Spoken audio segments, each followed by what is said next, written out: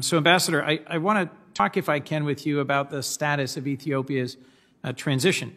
Many of us were very encouraged by Prime Minister Abe's initial rise and initial opening of space for civil society, the release of political prisoners, the allowing of banned political parties to participate.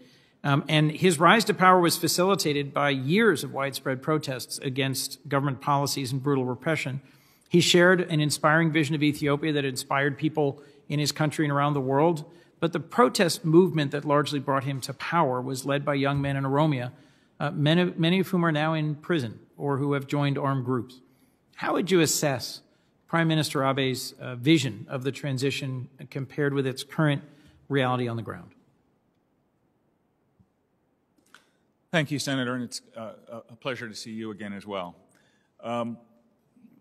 We certainly share the view that when Prime Minister Abe came to power, he presented a vision that was attractive and hopeful of opening up the country, of expanding democracy, of giving people more rights.